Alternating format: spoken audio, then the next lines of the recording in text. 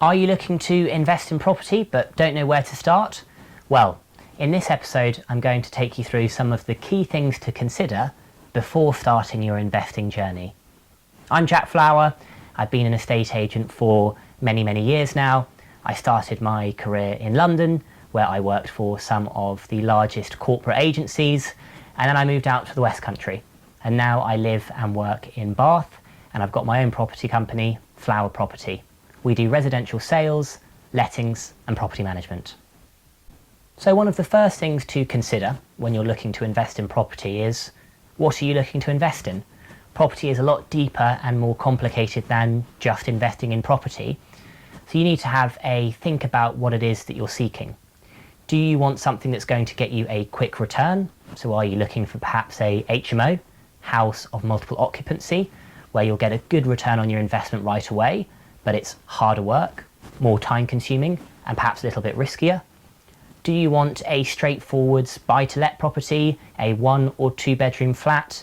It may not give you the same return, but it's a lot less hassle and a lot more straightforward to start off with that sort of property.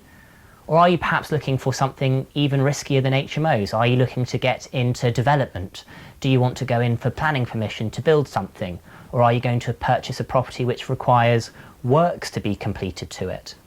You really need to think, what is it that I want to do? And then start to focus your research and how you do your investment journey from that point. It's easy to consider everything, but you will just get overwhelmed with all the different possibilities and options that you have. So work out what it is that you want to focus on and then really dial down on that so that you can become the expert in that part of investing in property. Now, once you've worked out what part of the property sector and world you want to invest in, you'll start to discover that there are a lot of acronyms and terms which you may not have seen before when you're looking at descriptions of properties or when you're talking to agents about properties that are on the market. We use these terms a lot, so we often forget that other people don't know what they mean. So I'm going to take you through some of those key terms so that you can understand what they mean when you're doing your own research. The first one is GDV. Now this stands for gross development value. Now what this means is it's the total value of the entire plot. So say if you had 5 one-bedroom flats, each of which were worth £100,000 each, the GDV, the gross development value, is the total value of all of those flats. So in that case, it's £500,000. Another term that you'll see is ERV. Now ERV stands for estimated rental value. Now this will be what an agent puts in the property description when they're describing an opportunity and what it might rent for. It's literally just the estimated rental value that the agent thinks this development opportunity or this property will be worth. So if the ERV is £10,000, that means they assume that the rent per annum for that opportunity will be £10,000 per year. Another term is LTV. Now LTV stands for loan to value. Now this works both in investing and also regular home buying. So that just means the percentage that the loan is of the total value of the property. So if the property was worth £100,000 and you had a loan on that property or a mortgage on that property of £90,000, well that's 90% of the total value of the property. So your LTV, your loan to value, is 90%. Another one linked to LTV, loan to value, is LTGDV, which sounds like quite a tongue twister, and it is. And that stands for loan to gross development value. So that is the same as your loan to value, but with what the end value of the development is. So you might take out a loan of £100,000 on an £1 million site, and that's currently at that level a 10% loan. It's 10% of the total value. But then if the site is worth 10 million after all the works are completed, well that loan to the gross development value, to the total value of the site, becomes 1% when the value of the site at its GDV is 10 million. The next one is LTC, so loan to cost. Now this is simply your loan as a percentage of not only the purchase price of the property, but also the development and build cost of that site. The next thing I recommend is understanding deeply the market that you're going into. Rather than deciding to look at various different locations, different parts of the country, really work out where it is that you want to invest and focus on that area. Get to know the local agents in the area, do your research, be looking online on Rightmove at properties on the market in that area. And why this is important is that you'll then slowly but surely develop a deeper understanding of that specific marketplace. This is important for you because it will help you find the best deals in that area. If you're looking at lots of different areas, it's difficult to understand if something is on for a good price, if it's on for cheap, or if it's on for too much. There is never a perfect property.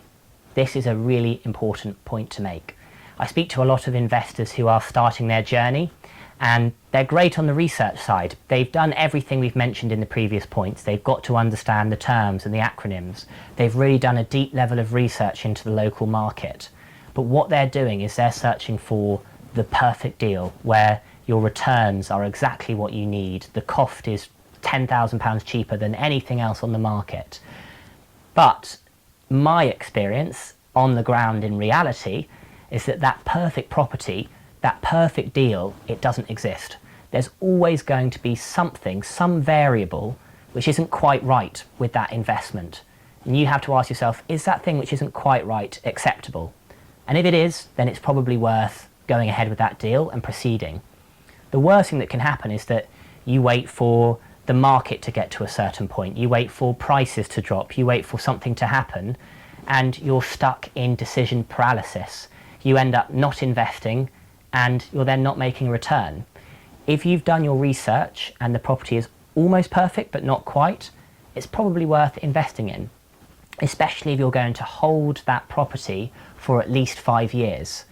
If you look at the long-term history of property growth in the UK, it has always exceeded inflation in growth. So you are investing in something which should hopefully grow quite a lot in capital value, but if it doesn't, it's at least going to exceed inflation. So you shouldn't lose money if you hold the asset for long enough. So don't wait for that perfect property. Maybe it does come up, but it's 1 in a million. Wait for the one which is almost perfect and jump on it. And as long as you're holding the asset for long enough, you shouldn't lose out. And finally, don't expect to get rich quick. I'm sure you see a lot of things online now about investing in cryptocurrencies and ways of making £1 million overnight. And I wish that I could say to you the same thing will happen when investing in property, but it's just not going to. The average yield that you get when renting out a property across the UK is between 6 and 7%. So if the property is worth 100 grand, you will get back 6 to 7% of the value of that property in rent each year. It's a good amount of money, but it's not going to make you a millionaire overnight. When you're investing in property, you're not investing for the today you. You're investing for the you in 10, 15 or 20 years time. So you want to be speaking to that person in the future, knowing that you're making sensible investment decisions now, so that that person in 20 years, 25 years, is in a much better financial position than they otherwise would be. You will see some people online telling you that by doing a rent-to-rent scheme or investing in a specific part of property will suddenly make you a millionaire. Don't listen to them. It's not true. Property is a place where you can make good money and you can get great returns, but it happens over a longer period of time. So invest not for the current you, the you in 10 or 20 years' time. So, to sum everything up, do your research, take your time, learn and understand your market, and don't search for the perfect property or the perfect investment opportunity, because the chances are it doesn't exist. Now, this can take a lot of time and it can be pretty time consuming. So if you are cash rich but time poor, you've got the money but not the time, then you can use someone like me who can act as a buying agent. So I can source properties for you, find the best deal, put that time in, invest your money sensibly, and then also find tenants for that property and rent it out. So if you have got the cash, you can find someone if you haven't got the time. I've been Jack Flower. Thank you very much for watching. See you next time.